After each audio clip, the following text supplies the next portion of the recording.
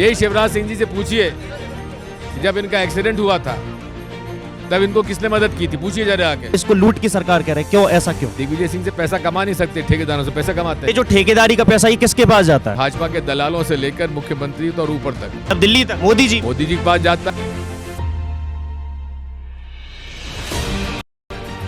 कमलनाथ जी को समय दे दिया, मिल भी लिए काफी आराम से। तो समय नहीं दिया। दिग्विजय सिंह तो प्रतीक है, समस्या तो इन लोगों की जिनके लिए मैं यहाँ बैठा हुआ। आप जब 10 साल सीएम रहे तो आपने कितनी शराब की दुकानें खुलवाई थी और अब कितनी खुल चुकी? डूब प्रभावितों की समस्या के निदान को लेकर पूर्व मुख्यमंत्री दिग्विजय सिंह ने 1.5 महीने से मुख्यमंत्री शिवराज सिंह चौहान से मिलने का समय मांगा, लेकिन दिग्विजय सिंह को समय न मिलने के कारण और एक बार समय देने के बाद अधिकारियों की तरफ से पूर्व मुख्यमंत्री दिग्विजय सिंह को यह कहा गया कि सीएम साहब व्यस्त हैं। इसको लेकर आज पूर्व मुख्यमंत्री दिग्विजय सिंह अपने सैकड़ों कांग्रेस कार्यकर्ताओं के साथ सीएम आवास के निकट में बैठ चुके हैं धरने पर, और यहां पर सैकड़ों कांग्रेसी यहां पर धरना दे रहे हैं। खुद पूर्व मुख्यमंत्री दिग्विजय सिंह, राज्यसभा सांसद भी उनके साथ मौजूद है। आप ये देख सकते हैं, सीधी तस्वीरें आप ये देख रहे हैं। यहाँ पर पूर्व मुख्यमंत्री दिग्विजय सिंह अपने कार्यकर्ताओं के साथ, कांग्रेसी कार्यकर्ताओं के साथ यहाँ पर बैठकर डूब प्रभावितों की समस्याओं को लेकर लगातार संघर्ष कर रहे हैं, लगातार धरना प्रदर्शन दे रहे हैं, जिसको लेकर उन्होंने चिट्ठी लिखकर मुख्यमंत्री शिवराज सिंह चौहान से मिलने का समय मांगा था, लेकिन उनको समय नहीं मिला। और उसके बाद आज वो अपने कांग्रेस कार्यकर्ताओं के साथ यहाँ पर धरने पर बैठ चुके हैं, और कांग्रेस के कार्यकर्ताओं और तक यहाँ से नहीं उठेंगे जब तक कि मुख्यमंत्री शिवराज सिंह चौहान उनसे मिलकर किसानों की समस्याओं और जो डूब प्रभावितों की समस्या है उसका निराकरण नहीं कर देते हैं। और यहीं पर कांग्रेस के कार्यकर्ताओं ने धरना प्रदर्शन के साथ साथ रामधुन गाना भी प्रारंभ कर दिया है, और रघुपति राघव राजा राम पतित पावन सीताराम के यहाँ पर रामधुन भी आप सुनने को देख सकते हैं।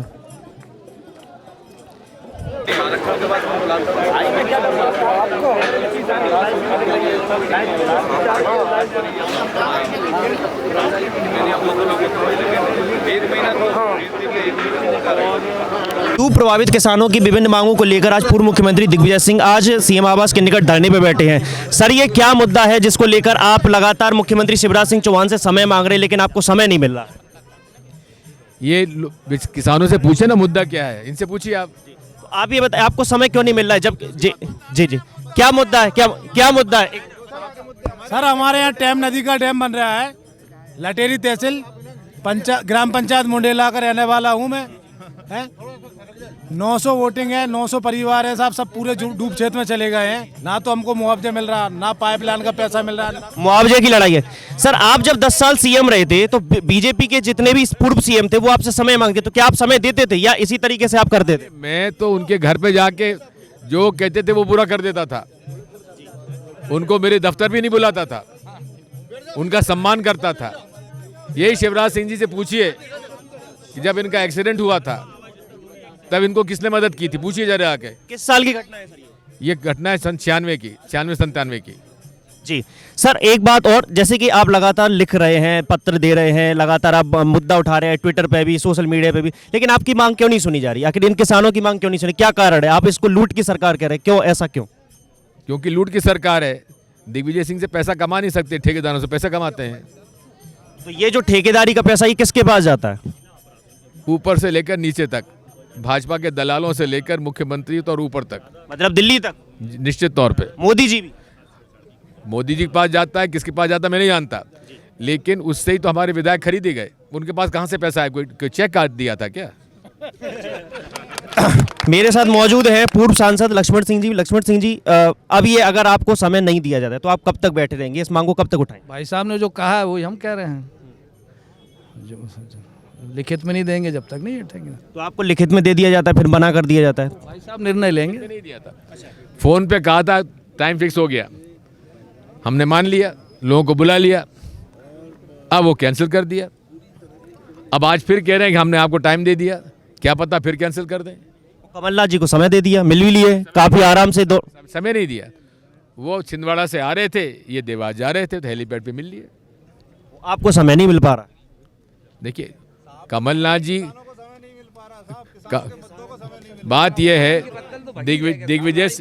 दिग्विजय सिंह तो प्रतीक है, समस्या तो इन लोगों की जिनके लिए मैं यहाँ बैठा हुआ हूँ।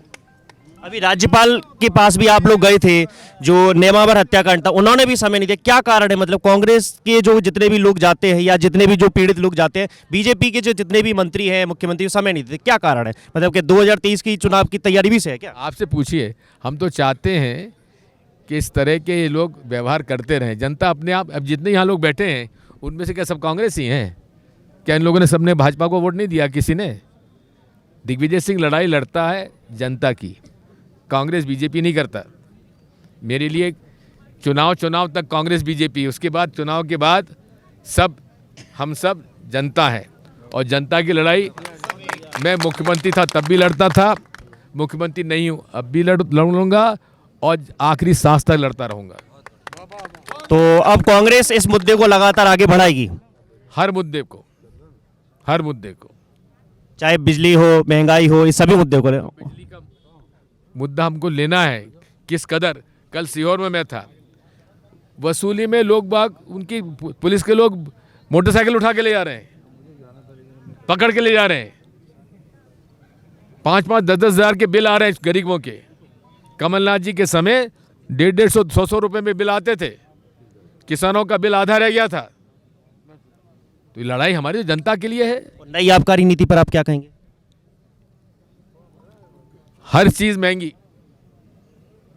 पेट्रोल, डीजल, खाना पकाने की टंकी, अनाज और शराब सस्ती कर दी। ये क्या प्रेम है शिवराज सिंह जी का शराब का? और उनका वीडियो देख लीजिए, किसानों को खाद नहीं मिला टाइम से। वीडियो देख लीजिए उनका। वे उसका विरोध कर रहे थे कमलनाथ जी के। और बात यह है, अब इनके सुन लीजिए। किसानों के 5 HP के कनेक्शन थे, वो डायरेक्ट 7.5 HP में बदल दिए। किसानों से कोई सलाह मशवरा नहीं लिया। अच्छा सर, एक अंतिम सवाल, आप जब 10 साल सीएम रहे तो आपने कितनी शराब की दुकानें खुलवाई थी और अब कितनी खुल चुकी? हमने तो कहा था कि भाई किसी मोहल्ले में 50% महिलाएं कहें कि दुकान बंद करो तो हम बंद कर देते थे। वो आज भी नीति चल रही है। देखो बात यह है, पूरी शराबबंदी गुजरात में असफल रही है, बिहार में असफल रही है, क्योंकि वहाँ गुजरात में घर बैठे आप जितनी शराब चाहो मिल जाती है।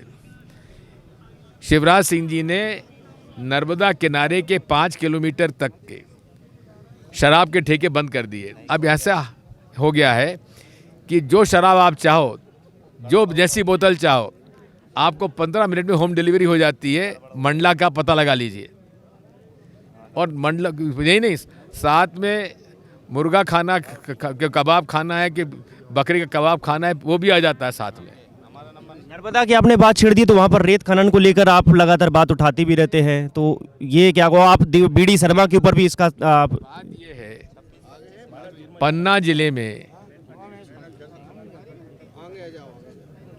मंत्री का चुनाव क्षेत्र, खनिज मंत्री का चुनाव क्षेत्र पवई, वहाँ पर इतनी अवैध खनन हुआ है, इतना अवैध खनन हुआ है कि इतने ऊपर ऊंचे गड्ढे, लोगों के बिना पूछे उनके गड्ढे खेत खोद दिए, कोई सुनने वाला नहीं। और ये भी अजीब बात है कि जब खड्डे खुद गए, शिकायत हुई, तो प्रशासन ने किसानों को नोटिस दे दिया 1.5 करोड़ का, 9 करोड़ का, 5 करोड़ का, जबकि बेचारे वो सब कह रहे कि हमारा खेत भी खुद गया और हमको नोटिस तो दिया। तो इसमें ये पार्टनरशिप है ब्रजेंद्र सिंह जी की और BD शर्मा जी की पार्टनरशिप है। होशंगाबाद में भी यही हो रहा है। प्रभारी मंत्री कौन? खनिज मंत्री ब्रजेंद्र सिंह। और मैं नहीं कहना चाहता, लेकिन आप पता लगा लीजिए BD शर्मा जी का क्या संबंध है होशंगाबाद से। तो ये जोड़ी है जो रेत खनन में, अवैध रेत खनन में काफ़ी बड़े पैमाने पर वसूली हो रही है। और स्वयं मुख्यमंत्री जी के परिवार के लोग, जिस जैत गांव में एक डंपर नहीं था 2003 तक, वहाँ आज कम से कम 200 डंपर है शिवराज सिंह परिवार के पास। अगर 23 में आपकी सरकार आती है तो इन सभी की जो चल रही है, जो धांधली और जो अवैध खनन, इन सभी को क्या बंद किया जाएगा कांग्रेस के द्वारा? बात यह है, नर्मदा जी में रेत खनन का ठेका जब हुआ था तो कमलनाथ जी की सरकार ने कह दिया था कि यहाँ मशीन से खनन नहीं होगा, NGT का निर्णय है। लेकिन खुलेआम मशीनें चल रही हैं। चंबल में भी चल रहा है सर। चंबल में तो अवैधानिक पूरी तरीके से। तो ये थे मेरे साथ पूर्व सीएम दिग्विजय सिंह और राज्यसभा सांसद जो अपनी तमाम विभिन्न मांगों को लेकर यहाँ पर किसानों के साथ डूब प्रभावित क्षेत्रों के साथ के जो लोग हैं उनके साथ बैठे हुए हैं और साफ तौर पे कह रहे हैं कि कांग्रेस सरकार, कांग्रेस के जो कार्यकर्ता हैं और कांग्रेस की जितने भी जो पूरी पार्टी है वो लगातार इस मुद्दे को लेकर सड़कों पर लड़ाई लड़ती रहेगी। धन्यवाद। मेरा नाम है पीयूष परमार।